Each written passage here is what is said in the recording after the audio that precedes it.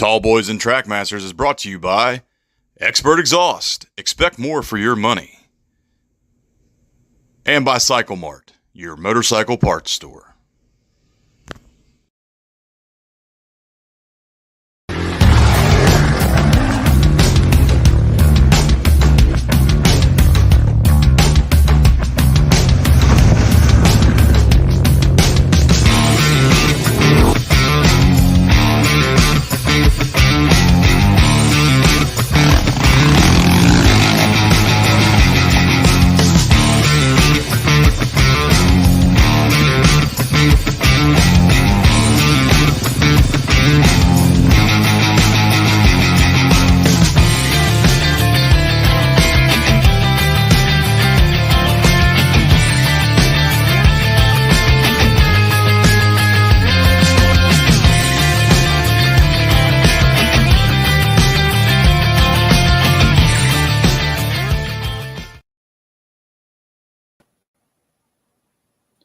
What is going on, ladies and gentlemen, and welcome to episode 32 of Tallboys and Trackmasters. What's going on, man? Episode 32. Every time I hear the number that we're on, I'm still surprised. We've been doing it for this long. No, we're going to run out of ideas and stuff eventually, I think. So just have to fade off into slow retirement. Well, we appreciate you all tuning in tonight. What's that? Unpaid retirement. Well, it's definitely unpaid. I think is known as unemployment, but I don't think we can file for unemployment on this. How you do that at the unemployment office? That won't work too well, I don't think. Well, you try it out. Let me know if your strategy works, and we'll go from there. Sounds like a plan, man. Well, we appreciate everybody tuning in tonight. It's episode 32, and we have Heather Wilson with us this evening.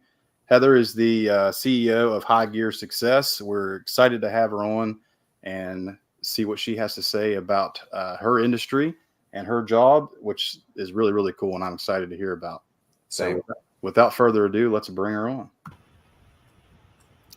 How you doing, Heather? I'm good. How are you? Oh, doing great. I think my video feed is froze on my end anyway. I wasn't sure if it was yours or mine, so I'm glad it's yours.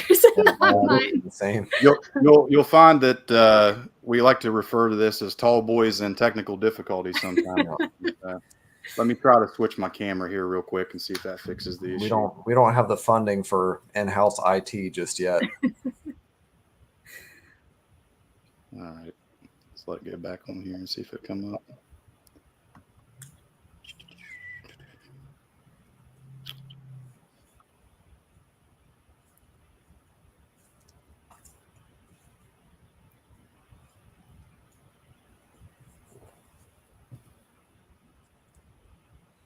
Which is typical for us. But anyway, let's get into this without me. Trevor, you're going to have to kind of carry the show tonight with your beautiful face. Well, I apologize in advance for everybody that's viewing.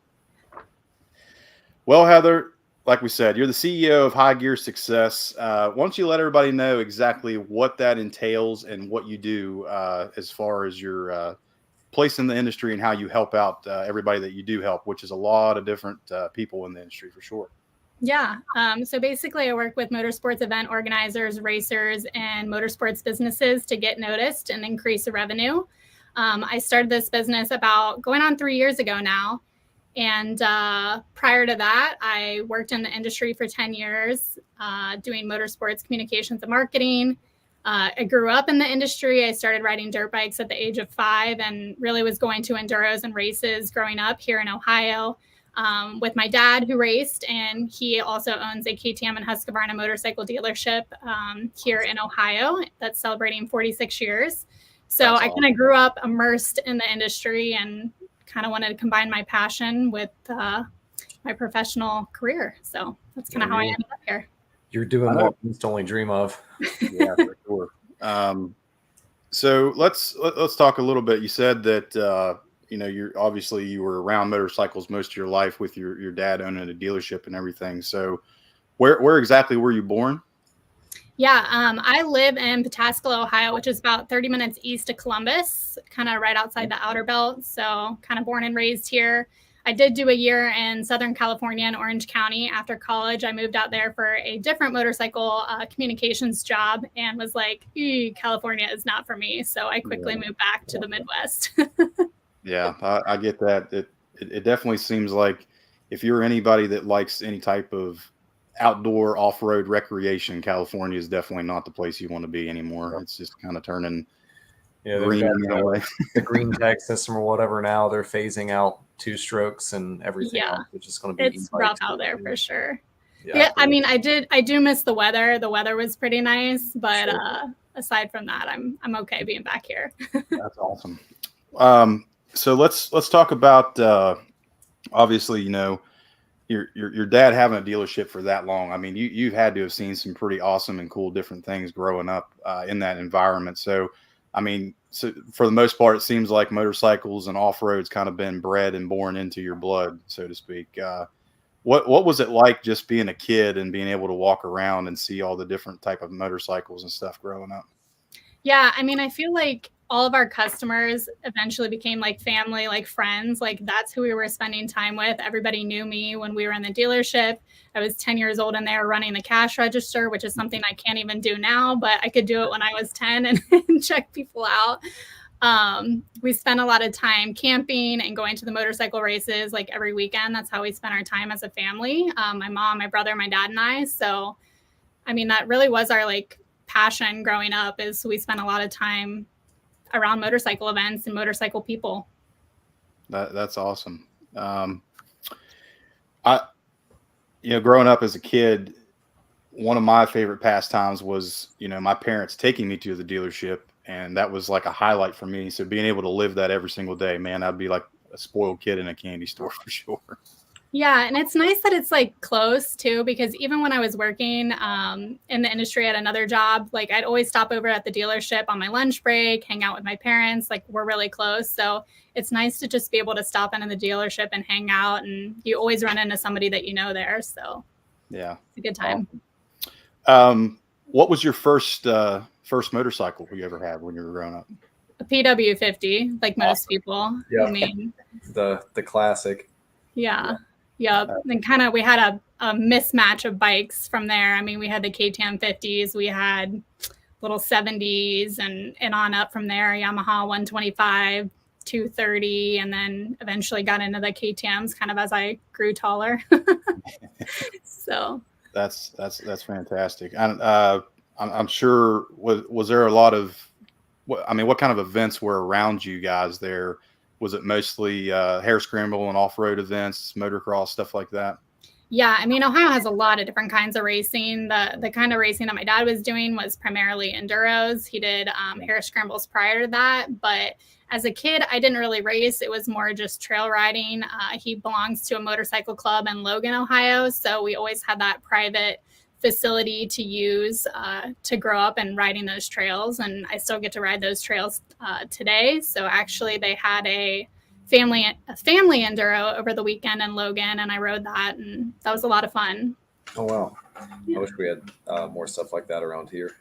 It's definitely growing. The family enduros are getting to be really, really big. I would argue that even their attendance is better than some traditional enduros, and I was really impressed by the amount of young girls that were riding this weekend, like probably under 14. I'd have to look at the numbers, but I truly think it was at least a third, if not half, of the younger riders were girls, which was pretty cool. Yes, it is. That's absolutely awesome. I noticed that too whenever we put on the 304 detour this year. Yep. The past one was our fourth one we've done, and to start with, I think the only girls there were my mom and my sister, who've raced and rode their entire lives as well. But this past event, we had Trevor? I think it was 10, 11 girls that showed up and did both days, which is awesome. Yeah, altogether that sounds about right. Yeah, the more we get involved, the better the entire sport's going to be, in my opinion. I remember, obviously, growing up, we did the entire GNCC circuit. And that's dating back to probably 2004, 2003. And I remember my mom and my sister racing, and really it was all one class. And you had, I don't know, maybe 5 or 6 girls total in the class in those days. Now you look at it, you have 3 different divisions of girls for their different classes, and it's a packed row. So, and I mean, a lot of times the girls, the women's pro class, they're the ones winning the overall in the morning series there in the GNCC. So they're definitely fast. Yeah. Yeah, that's not easy. No, it's not. It's not. And it's really awesome to see the entire sport growing, not just, racing or trail riding, but just in general. I think you're getting more people out there into the sport, and the more we have, the better off we're going to be in the long run. That's the end goal, is more participation. So Heather, I know you, like you said, you kind of help out a lot of different people under one umbrella there. So let's kind of dive into each one of those that you do help out. And the one that I want to start with is event promoters. So say you have a person that wants to put on an event. They have it in their idea, maybe in their head, of a loose thing they want to do, and they need help putting it all together. So what would you do to help somebody that maybe wants to start up a brand new event, be it, a race, a dual sport event, something along those lines? Yeah, I mean, I would hope that if they're thinking about starting it, that they've attended a lot of events or maybe even helped at some events. That's always a good starting point to really kind of get a good taste of what you're going to get involved in. But there's just so much that goes on behind the scenes that a lot of riders that come to the events never realize that goes into the planning and preparation of it. So if you've been a rider at an event and you're like, I'm just going to start an event on my own, there's so much that you probably don't know. Things that you're not going to think about unless you're talking to other organizers or me as a consultant. So that's where I'm really just trying to be like the library of information for people.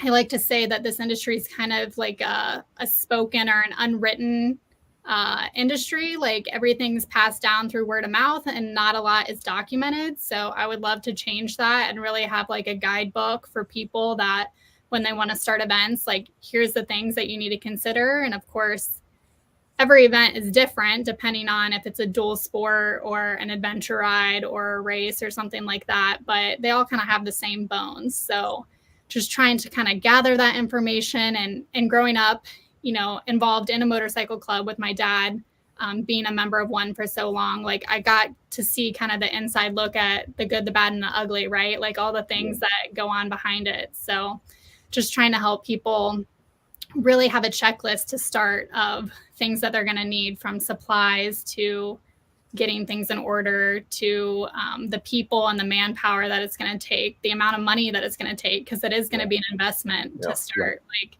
you're probably not going to make money right off the bat. You brought up a lot of really good points that would have benefited us greatly. Rounds with the 304 detour. Some lessons that we learned the hard way. Yeah, it was really funny. Like you said, it started out as we've done a few events. Why can't we put one on here? There's not a lot going on in West Virginia. I don't think it's going to be that big of a deal. And very quickly you run into the challenges. Yeah. What would you say are some of the biggest things that kind of slapped you in the face on that first event? I would say we were overwhelmed on the first event.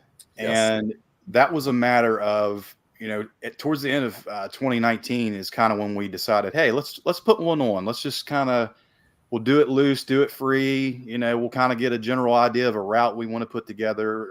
We're not going to cap it off at so many riders. We're not expecting a whole lot.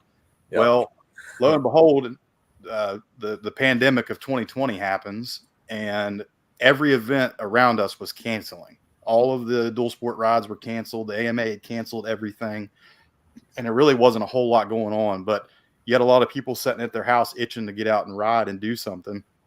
Well, we ended up, at first we canceled our event because, there were so many stop orders about having so many people gathered together in a certain area. And then we kind of had all the plans and groundwork laid and the route laid and kind of the facility we wanted to use. And that was the main thing. We weren't allowed to use that facility at that time. Well, West Virginia kind of relaxed on the restrictions a little bit. We were allowed to have so many people as long as it was an outside gathering event. Well, it's what we had there. So the facility actually messaged us back and said, hey, we have this date available if you guys would like to do that again and kind of reschedule. And we said, hey, everybody else is canceled. Everybody's looking for something to do. Let's do it. and everyone showed up, and we were completely overwhelmed with how many people came. We kind of expected maybe 50, 75 people to show up, and I think when it was all said and done, we had almost 200 people, and we didn't have enough help. Our route plan we decided to do is kind of a guided ride. Well, that would have worked. Opposed to arrows and a roll chart like we're doing currently. Our first go around was a guided ride, so lesson learned there. Yeah, it would have worked out, I think, if we would have had 50. But when you have almost 200 people show up and you're trying to chauffeur that many people around single track trails and stuff, it did not work out. We hit the woods, and the 20 guys that were behind you just gone. They went their own way, decided they knew the route and we didn't. And, But hard lessons learned the first year, and it actually transitioned into the second year as well, because we were so overwhelmed the first year that we decided to buckle down and go all out the second year. We split it up into a 2-day ride. We arrowed all the trails, had a bigger facility for people, more camping and more hookups and all that type of stuff. And we had about a quarter of the turnout that we had the first year. So we really lost our butt on the second year. And I mean, it was really at the point like, this isn't for us. This isn't what we want to do. But we scaled it back slightly on the third year, kind of used all the lessons that we learned. And it was very successful the third year and super successful this past year. But it's taken us 4 years to get to that point because we didn't have somebody like you to maybe help shepherd us along. Well, and it's funny that you say that kind of like 3-year mark, because I have this like rule of 3 that you can't just try something once. You can't just try it twice. Like it's really going to take 3 times or 3 years sometimes to perfect something, and not perfect as in like everything's perfect, but like really have a good process down and a good understanding of how it might go. So I'm glad that you stuck in there, even when the second year was probably like a huge deflation. It really was. We had, Marion County, where we live here and where the event is, it's kind of separated by the Mon River, kind of about halfway in the county. So we've got really good riding on the east side of the county and really good riding on the west side of the county. So we kind of split it up into a 2-day event, did the good stuff on one side of the river and good stuff on the other side of the river. Went all out, bigger facility, had a band come and play Saturday night, had fireworks. It was around 4th of July. And I think the band played for maybe 7 people that night. And unbeknownst to us, we were hosting it on a weekend that another big name enduro event was happening. Yeah, that was. I think it was around the Baby Burr. I think it was the same weekend as them. So that's really what kind of put a knife in us there for sure. Yeah. And I mean, that brings up another really good point. I feel like communication and collaboration in the industry is so huge. So, I mean, there are definitely those organizers that want to be competitive and keep all their secrets close to them. And they might even schedule on top of your event if they're very vindictive. But like, I'm not in that spirit. Like the more that we can collaborate and communicate and, tell people about your ride and you tell people about my ride, like the better off we're all going to be. Yeah, I think that's very true, especially if you're kind of in the same area together. If you're within a 3 or 4 hour drive of each other, I think it really behooves you to get and reach out and be that person that says, hey, when are you guys going to do your event? We want to do ours this weekend. Because, I mean, obviously us on the East Coast, we don't really care if there's a dual sport ride in California going on the same weekend as us. I mean, that's a totally different demographic and area of the country. But like you said, it was really nice. We got to reach out to Chris Burke this year with the Blackwater Adventure Rally and kind of talk to him, bounce some ideas off of each other. And I know the third year that we did our ride, I think it's John DeVito puts on the Flint Ridge dual sport ride in Ohio, which was one of my favorite events I ever got to do. And I'm really sad that kind of come to an end. Yep. But he took it upon himself at the very start of their riders meeting to bring all of us FDSR guys up and introduce everyone that was there to our event. And we got a lot of people from that ride to come and do our ride too. So yeah, I think collaboration is lacking, and it's also something that's super beneficial for everybody. Definitely. Yeah. Well, that's awesome stuff. We really like that. What would you say are some of the biggest challenges that somebody's going to face putting on an event? Well, it kind of depends on the organizer that I'm working with. You kind of have the approach of you're a newer event organizer, right? But some of the event organizers I've been working with have been organizing events for decades. And the struggles that they're facing are technology and marketing. They're not marketing experts, and they grew up in a time where, you know, they were hanging flyers in dealerships, and it was in the AMA magazine, and that was how they got the word out, which are still relevant to some degree today. Like, I'm not saying flyers shouldn't be done, because they definitely can be helpful, but there's so much more to it now. So what I found is that some event organizers were doing such a great job at laying out trail, really putting together a really great and fun event, but they were really lacking in telling people about it. Yeah. So they were putting so many resources into what I consider the really hard work of laying out trail and the routes, and then not doing a good job on marketing. So you really need both pieces to be successful. Yeah, that's very true. Which is something I feel like that's a strength of ours, I believe, because I'm kind of a social media junkie. I'm on here all the time, so I'm able to share a lot of stuff on there. But yeah, like you said, flyers are really important too. I think it's an easy way to get all your information into one little condensed thing to show, you know, hey, this is the mileage, this is the price, this is where the event's going to be. And it's still easy to share that kind of old school technology on social media as well. Mm-hmm. Super easy to put out there and help everybody out. What would you say are some of your favorite events you got to be a part of to help put on? Well, Land Between the Lakes National Dual Sport is a client of mine, and that's one of my favorite events to go to. I think it was year 4 for us this year.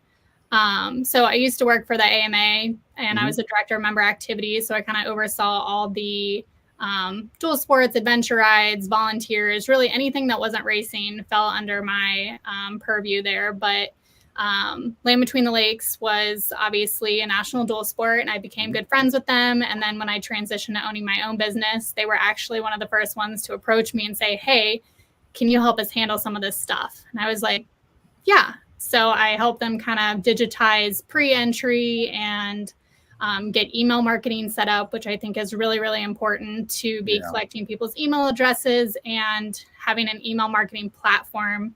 The one that I use is MailChimp, just because it's really user-friendly. But heads up, if anybody's listening, you cannot bulk email out of Gmail or Outlook or anything like that, because you will get blacklisted super, super hard. So don't do that. I still talk to a lot of people that are doing that. And I'm like, no, don't do that. You need an email marketing platform to, 1, follow the law when it comes to email marketing. But 2, you know, people have to be able to unsubscribe, and they can subscribe themselves, and it makes your life a whole lot easier to manage stuff in there. So you touched on a big lessons. Pre-registration. That's something that we've been working towards too. We found out quickly that it was not sustainable to have 100+ guys show up the morning of and expect to get them through like paper registration in enough time. You know, it's hard on the people that are working the registration desk, having all that going on, and then not having any idea of who is showing up too. Like if there's no form of RSVP or anything like that. Yeah. Plus you need those funds ahead of time to, you know, plan for the event and to buy things for the event. So pre-registration is super helpful. And one thing that I've been talking about to some organizers is kind of getting away from PayPal or Square or some of these companies that love to hold your money for ransom, basically.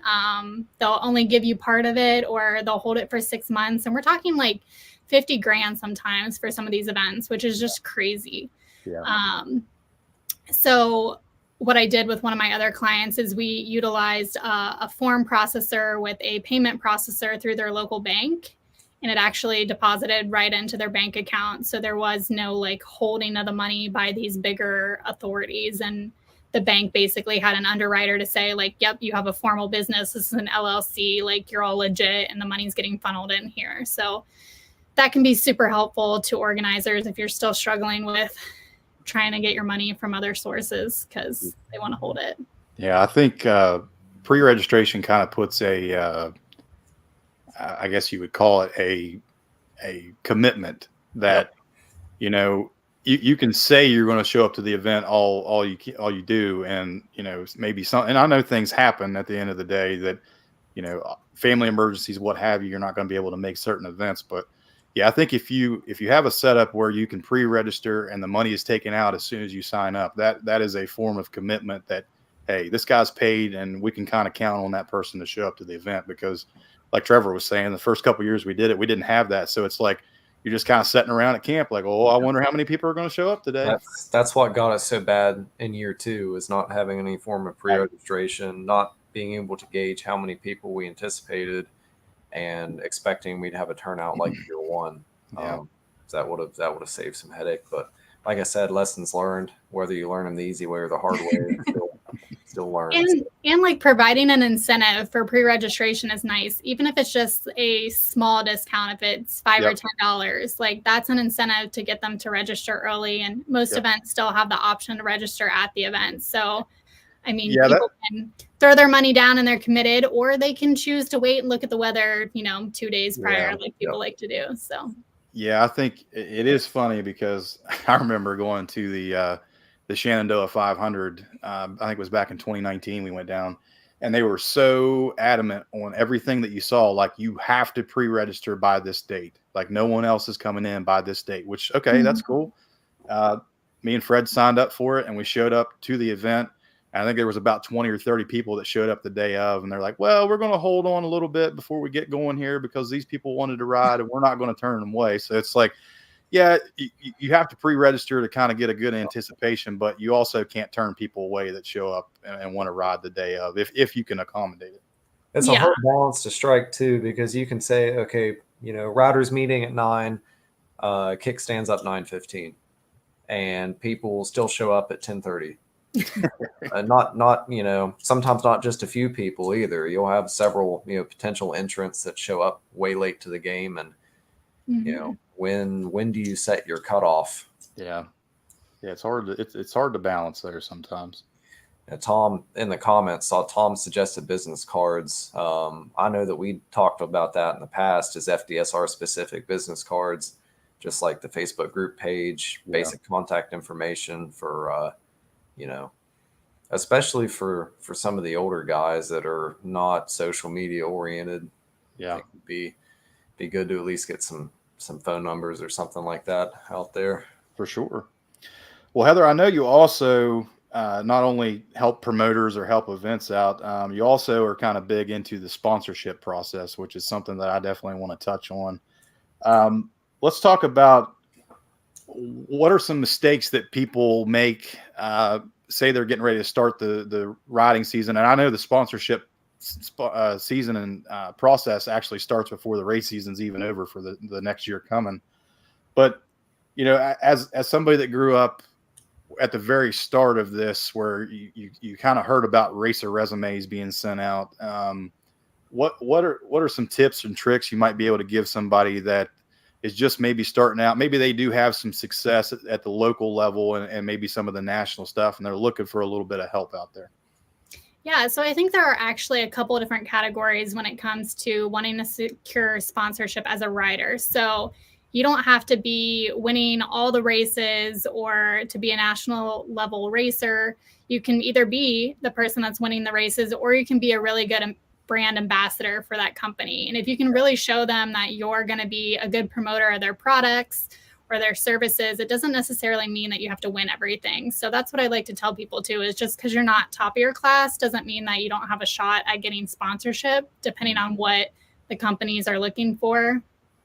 And the second thing is really like thinking mutually beneficial is like what I always say. Like, it's got to be good for them and good for you. So you can't just be asking for the moon and then giving them this much in return. You really have to think about what can I provide them? How can I help them? How can I help them sell more products? How can I talk to more people about their products? And then really convey what you can offer and deliver them in that racer resume. And then hope that you guys can build that relationship over time, and constant communication is definitely key for that. Awesome. What's maybe the most off the wall out there sponsorship you've helped get somebody that maybe not even motorcycle related? I know some of the stuff you see on the side of graphics rolling around the pits that are like, how is that person or that company sponsoring something? I don't know. Sometimes I don't always hear back from the people about what sponsorship they've secured, because once I'm doing the racer resumes for them, I put it back in their hands to approach the sponsors. So I don't always know exactly what sponsorships they're getting after I help them with a racer resume, but I've heard of several guys, it's not really off the wall, but a huge help is like getting tire sponsorships. Oh yeah. That's like a huge help. That Or, would be fantastic. Yeah. Or like VP Race Fuels or getting sponsorships for stuff like that, the really expensive stuff. Yeah, that's definitely a huge help. I know our local buddy and one of the vice presidents of the club, Fred Miller. He works for LabCorp, which is a medical delivery company, and actually was able to get up with them and set it up where when his son Mikey was racing, they were able to use one of their vans to travel to all the different races and stuff, which was really, really helpful and beneficial when you got something that you can rely on and depend on getting you to the races. Yeah, that's super helpful. And one of the clients too that I helped actually was just earlier this year is they got like a factory backing for a side-by-side brand that they had been racing competitively out in desert stuff. So that's pretty huge when you can get the attention of a factory. When is kind of the deadline you feel to start getting sponsorships for the following year? Because I know it's way earlier than a lot of people think it is. Yeah, I would say October to November is kind of the usual time frame that businesses are taking in racer resumes and kind of setting their budgets for the following year. Right. And that also goes for event organizers too, not just racers. So if you're looking to secure a sponsorship for your event, now is a good time to start getting those proposals together to send to people as well. Because again, they're setting their budgets. So if you approach them next May for your August event, they may not have any money then. Yeah. Obviously, it's probably not a very smart question, but I mean, it probably behooves a lot of event promoters to go and seek out the companies or the products that you're using and have experience with, right? You're talking that they have experience with? Yeah. Yeah, I mean, if you can get a company to give your club members tires to support your event, I mean, that would be helpful. If you can get ribbon or arrows or anything like that material, some of the brands will give you those for free. That's obviously really helpful. So yeah, that would be really great for our event because I don't know how much money that poor Fred Miller spent at Rocky Mountain on their arrows because they go by so fast. It's crazy. Yeah. You get an entire case and you're looking at all these like, this will be good. And then we're halfway done with the route. Like, we got to order more arrows. We're out. Well, and arrows are such like a hot topic around here with organizers about ordering from different places and even having some made at print shops around here to have the right color and the color that lasts. And, if you're reusing arrows, tearing them down and putting them in a trash bag to hang up later. So yeah, but we had some funny stuff about that. Like I think it was our second year we did the ride. Ordered some, and we had some from Tusk. Had some of the orange and black Tusk arrows. I think somebody at GNCC kicked in a case of the moose arrows that they use. Yep. And then we had a couple of guys just kind of home make some arrows for us. And this was kind of funny to think about. One section that we used the arrows in, they were kind of this like bright neon green, which, most people could see. Well, we had 2 or 3 riders that were colorblind and they could not see the arrow out there on the track. Not anticipate that. Yeah. That's something to think about, I think, for people. So I did not realize just how many arrows we'd put up until Arthur and I had gone out to take some down. And we finished up our day, and I had probably a Granny Smith apple size ball of staples that we pulled. And like every gas station we passed, we'd stop and offload like, a 2-inch stack of arrows that we both collected. And, it, like you said, because you're like hanging them over multiple weekends and multiple people. And then you're like, I'm just going to tear these down right after the ride. And it's quite a lot. Yeah. So that's one challenge that we definitely have. Our easy loop is a guided ride just because it's easy to do that. Most of the people that are on that ride are a little bit newer rider. It's easy to keep up. They understand the process that we go through as far as people stopping at turns to let the other rider know where we're going and stuff. But the hard loop, we route it out with roll charts and arrows, and Yep. we go on a lot of private property when we do the hard loops. So there's some great single track out there that we run through. So it's easy for us to go, a couple weeks or even months in advance and arrow up those private property sections because nobody's going to be riding on them. Well, the other sections are all kind of, what we affectionately call as county roads here in West Virginia, which are, a lot of that's single track fun stuff on a dual sport as well. But that's stuff that we can't hang up months in advance because there's so many drunken side-by-side guys riding around. They'll just tear them all down or put them up going the wrong direction. We had that happen the third year. So, yeah, we go through a lot of those areas. So we add a new role for, the morning of is having a couple guys take off and go make sure that things are still up and ready to go at, the locations that are more likely to have some interference from local side-by-side crews. Yeah, that was such a stress reliever on my part. I was sitting up there giving the riders meeting out and kept getting text messages like, this section's good, this section's good, this section's good. It's like, oh, thank God. This makes me feel a lot better. Pre-riding is definitely important. We had fun doing it too. So yeah, that's always great.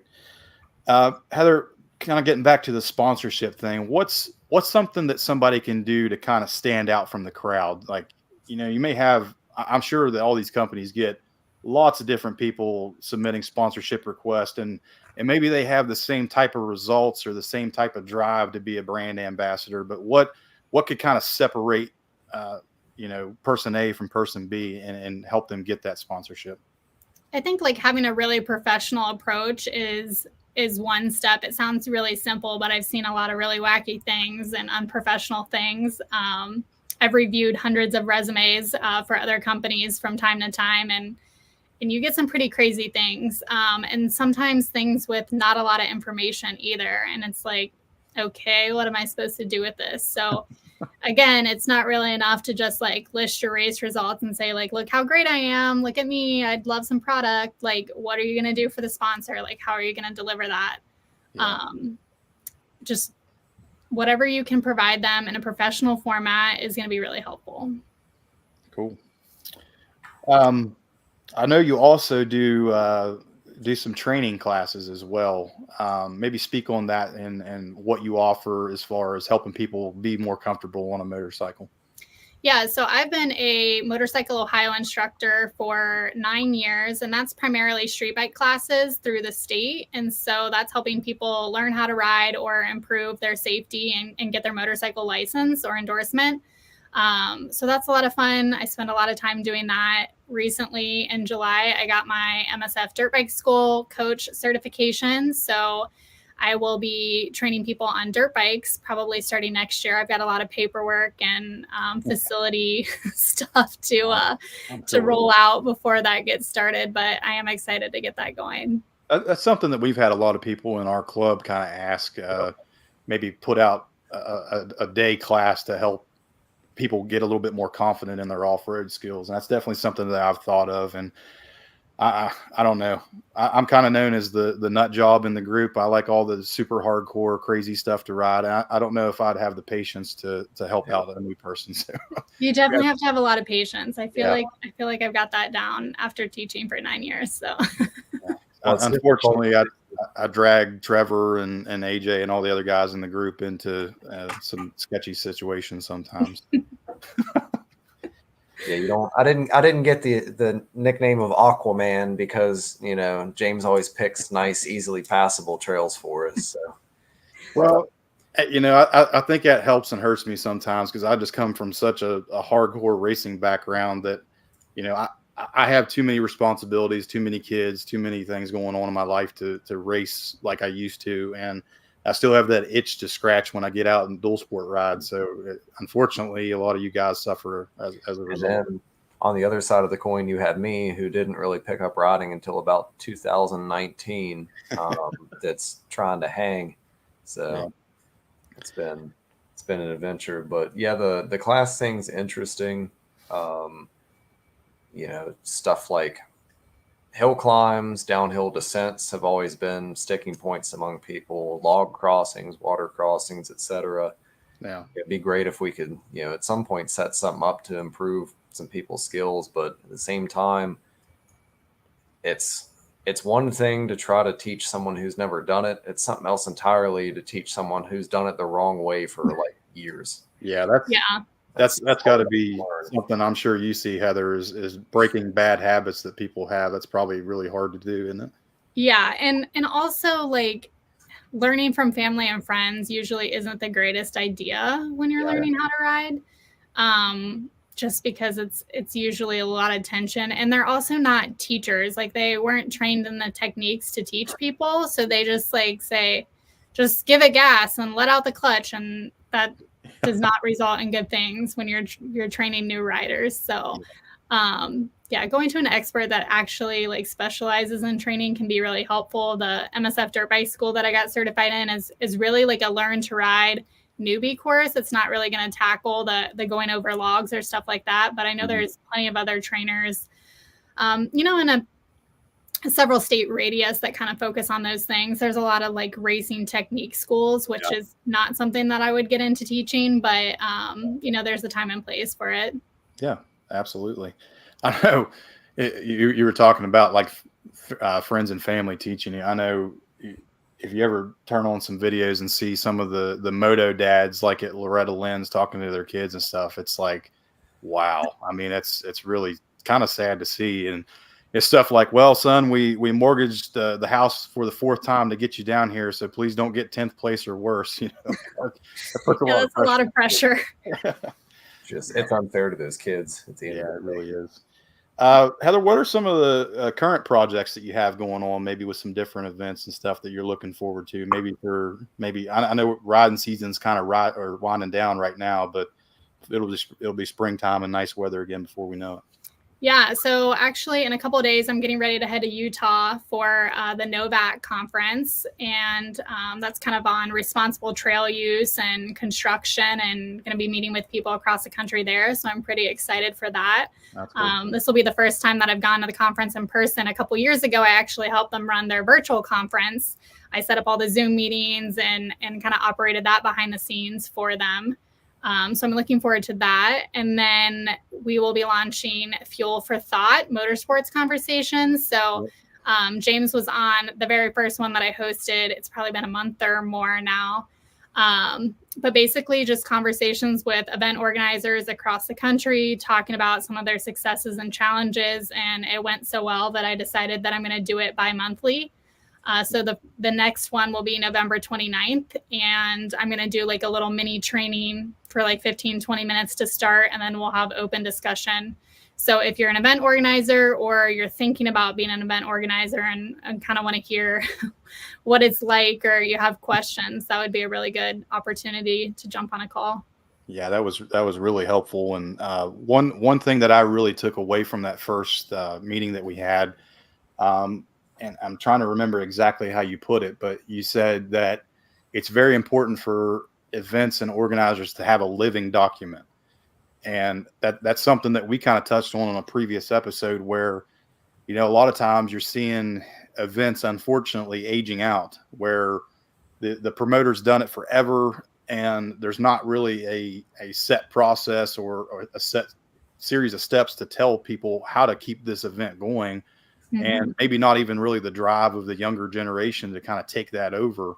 And I think what you talked about there with having that living document, I think that would be something super helpful for a lot of people out there to, just because me and Nick and Trevor and Fred and a couple other guys, we know the people to contact for land use or this or that. Well, if something happens to one of us, how does anybody else that wants to step up and keep that going know that? So that was something that I really, really took away and came home with me was having that living document. And that's something I've definitely been working through. I've actually got about 6 or 7 different notebook pages full of documents and notes and phone numbers, email addresses, and all that type of stuff in case something were to happen, to keep the 3 or 4 going. Yeah, that's really good to keep for sure. Yep. What's your current stable of bikes look like? What are you riding these days? Yeah, so over the weekend at the Family Enduro, I rode my KTM 250 free ride. So it's 2016. I think it was the last year that they imported it into the United States. So it's kind of a collector's bike now, I feel like. But I love that bike. It fits me well. And then I have a KTM 690 Enduro for kind of the adventure riding side of things. That's awesome. Any future mods or plans for any of those bikes? Are you kind of happy with how they are right now? Not really. I'm not one that really changes up a whole lot. I don't even have like custom graphics on it or anything. And I'm like, I kind of need to get some graphics with my business logo on them at the very least. But yeah, I just if I could business expense graphics, I would have it on everything I owned. It is a very nice perk, like being in motorsports communications, about like the things that I can expense for business, you know. Yeah. So yeah, listen, new gear, new bike, you know. You're absolutely living the dream. I know that's something that me and Trevor have talked about for a long time. Was, man, if we could somehow break into the industry and get paid the money we get currently to do it. I know. A lot of people say that don't ever make your hobby your employment, but I mean, obviously it seems for you that it's working out very well, and you seem very happy and successful with what you do. There's definitely got to be a balance. It can be a double-edged sword for sure. You don't want to like get burnt out on it, but I feel like I strike a pretty good balance with it. That's awesome. What are some other things coming down the pipe, maybe like bucket list rides you'd like to do in the future, or projects you'd like to work on in the future? I mean, rides, we do really enjoy West Virginia, and I'm not just saying that because you guys live there, but we've had several adventure riding and camping trips, glamping trips as I call them, because I'm not a tent camper. That we do in West Virginia. Actually spent a lot of time around the Elkins area, and we went to Canaan Valley. Gosh, it was a couple months ago now, but yeah, I'd love to spend more time there. And it's close, it's only about, a 3-4 hour drive, sometimes maybe up to 6, depending on where we're going in the state. Yeah. But I've been really blessed that I've been able to kind of ride all over. We went to New Hampshire last year and rode there, and in New York, and a bunch of really cool places. And I've been out west riding in Utah and Colorado, not on my own, but actually double with some KTM factory riders when I was writing a story for the AMA magazine. And that was a gnarly experience to be riding two up and not in control and some really crazy stuff. So that's fantastic. Fun. Yeah, we definitely want to try to get out west sometime. And unfortunately, it seems like a lot of the land out there is slowly starting to shut down. I know a lot of acreage was recently shut down outside of Moab, which is very unfortunate. But yeah, like you said, I mean, we're pretty biased, but I think West Virginia is definitely a hidden gem when it comes to enduro and dual sport riding. Man, we got such a variety of terrain and awesome trails, and yeah, we're definitely very biased, but we really like it here. Yeah, and I mean, I think as far as projects go, I mean, I just like working with people that are really passionate about what they are doing in the industry, and like they want to make a difference. And kind of my number one rule when I started into business is I'm not going to work with assholes. And so I'm glad that I get to choose my clients and work with people that I really enjoy and want to collaborate and make things better. So that's definitely an important thing to keep the heart, for sure, because I've ran a lot of event series where you could definitely tell the guy was a total asshole and you did not want to run anything with him. So that's absolutely fantastic. Trevor, you got anything else for Heather this evening? Yeah, I saw in your bio your dad had raced International 6 days. What years? 81, 82, 83, and 84. Okay. So prior to me being born. Soccer. Has he shared much about his experiences with that, or? Yeah, I mean, I actually have put together a lot of memorabilia. When I was younger, I put together all these scrapbooks of all these photos, and, his jacket and his helmet and all that stuff is on display in his dealership. So that's pretty cool when people come in and they can see that stuff. But yeah, a lot of like really funny stories. My dad loves to bench race, as they say. So when we're hanging around the campfire, we like that more than riding. There is always lots of very funny stories, and the older I get, the more inappropriate the stories get, I feel like. But Well, But there are a lot of it is well, cool. It is cool when you grow up and you can kind of talk about that with your parents. You realize like, well, heck, they're just as bad as I was growing up. and what's also wild is like all the people in the industry that I looked up to as a kid that like now I'm working with on projects. That's kind of like wild to think about, but a lot of fun. That's fantastic. Well, Heather, we really appreciate you coming on here tonight. I'm sorry that no one can see my face, but I got an ugly mug anyway. You two Some are people may consider that a benefit. yeah, I would say so. I might just keep doing this from now on. Like I said, we really appreciate you coming on, sharing your story and how you kind of help out the industry. It's absolutely fantastic. It's something that I know that we kind of wish we would have had at the start. I'm sure there's a lot of other people out there that wish they had that in years past, and you're definitely filling a void that's needed. And we look forward to keeping in contact with you. I'm super excited about the Zoom meetings here to keep continuing, maybe learn some stuff along the way. Anything else you'd like to touch on or talk about before we let you go? If anybody wants to connect with me, they can visit highgearsuccess.com, send me an email through there, or find me on social media, and I'm happy to connect. And if anybody wants help or, wants ideas, proposals are free. So no harm in doing that. Sweet. Well, thank you so much for coming on tonight. We really, really appreciate it. And we wish you success and good luck going forward. I appreciate it. Thanks. Thank you so much. That was awesome. Agreed. I know I need to hit the eject button on this rat race and figure out how to get into something like that at some stage. Yeah, that would be absolutely awesome. Like I said, I know whenever I got to be a part of that first meeting, I was like, yeah, this girl's awesome. We need to definitely get her on the show. She's definitely got a lot of stuff to talk about. Well, let's move on to a little bit of industry news, shall we? We don't have a whole lot going on in the industry right now, unfortunately, but there is a few things going on here. So one thing that I did see, Zero Motorcycles announced a price reduction on all of their models up to $4,500. So it definitely seems like they're trying to get more people out there in the electric side of the motorcycle world. And the old Suzuki Bergman 650 moped scooter setup, which was an absolute death trap, continues to get more death trap as it's going to be introduced with hydrogen power now. So, you have a 70 to 80 horsepower scooter that now has a ticking time bomb of hydrogen right beside your legs. That's exciting to think. I think I might have an idea for my next oddball adventure bike. I remember growing up and going to Elkin Suzuki and seeing those things on the showroom floor and like, man, that's the biggest scooter I've ever seen in my life. And they're like, yeah, it's basically got a GSXR 650 engine on it. I'm like, oh,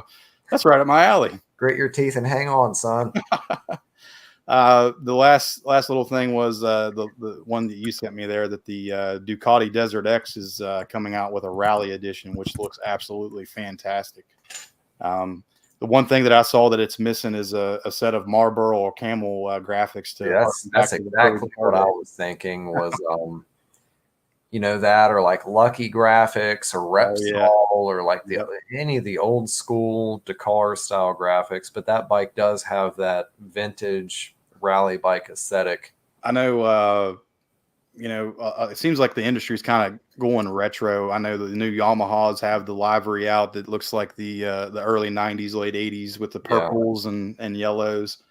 And then also even KTM's got a little bit of purple in their new graphics now. As far as I'm concerned, until they bring back purple, blue, yellow, like hideous color frames too, then it's just like a crude imitation of what was. I remember seeing a KLR 250 for sale. It was like a frame. Some of the plastics were yellow, some were green. It had orange accents. It looked like Teenage Mutant Ninja Turtles vehicle or something like that. It was wild, but I think Kawasaki was one of the most guilty parties when it came to that, because I saw it was a KLX 650C, which is kind of an oddball street and trail bike. Yeah.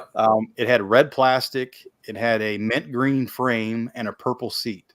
Yeah, I mean, absolutely, just make you feel. I'm all for that stuff coming back. I think aesthetically stuff started taking itself too seriously, and everything started to look the same. So, having Yamaha bring back some retro graphics and stuff like that, I think it's a really, really cool. Yep. I know growing up years ago, every one of my YZ race bikes had to have the Bob Hanna Hurricane yellow graphics and plastic. And that was absolutely my favorite plastics. And you know what I miss? This has been years and years ago. I think it was UFO. They had a color rush or plastic kit out for every single bike company that was out there for a while. Like, you could get blue Kawasaki plastic, you could get yellow Honda plastic, you could get green Suzuki plastic, and then the Yamahas were orange. And I remember years back being at the Arena Cross race up in Waynesburg, PA, and there was a orange YZ250 that had the Bud Light graphics on it, and it looked so cool. And I begged my parents to let me get the Bud Light graphics for my YZ125 when I was like 13 years old, and they said, absolutely no way, you're not running around with that.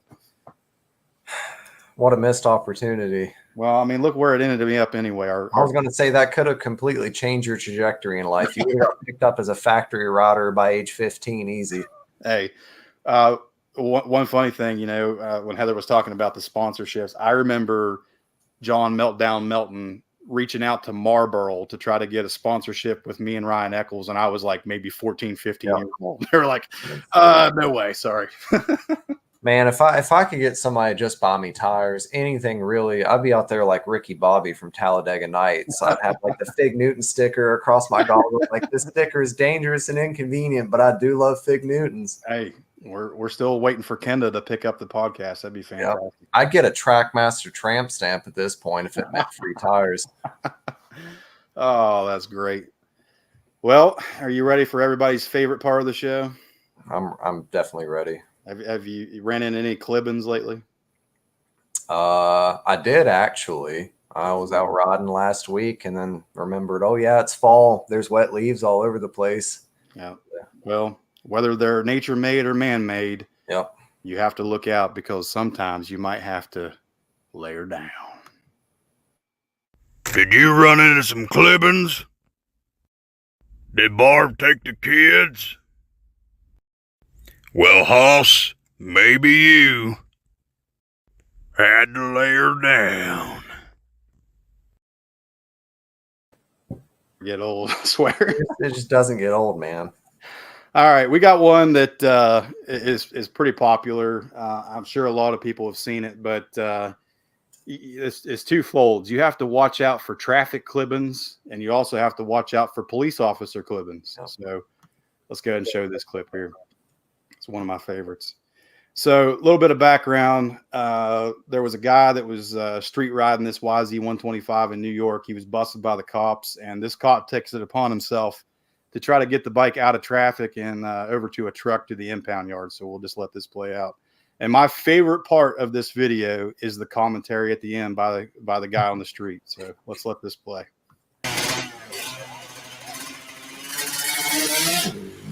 Oh yeah.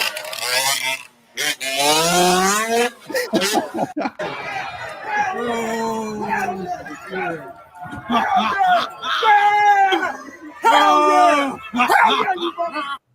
Hell yeah! Hell yeah! God damn it, trying to disrespect. Oh man, never gets old.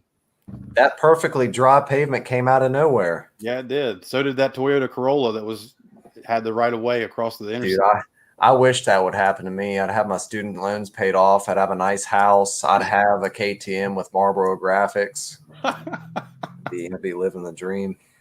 That's fantastic. That's funny because I had a similar experience. I hadn't ridden a motorcycle in a long time. I rode a little bit as a kid, broke my ankle, and kind of was told to hang it up by my parents, and then got back into it. And like I said, 2018, 2019. But shortly before that, my buddy had a Suzuki RM125 that we'd put some new radiators on, do a little bit of work to. I was helping him out. He's like, "You want to ride it?" And I was thinking, yeah, whatever.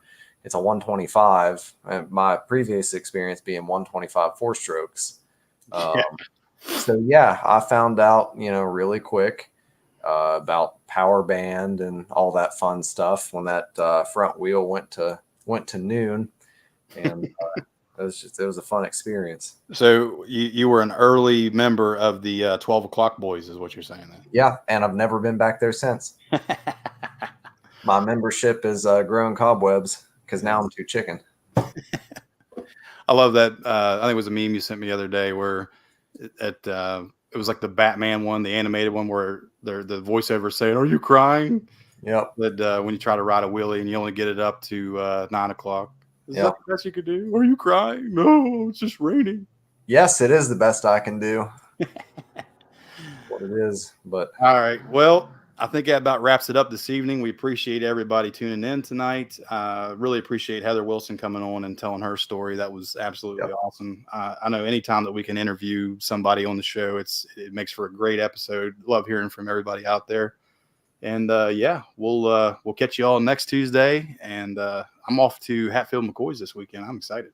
yep. Enjoy, buddy. All right, bud. We'll see y'all. And thanks for tuning in.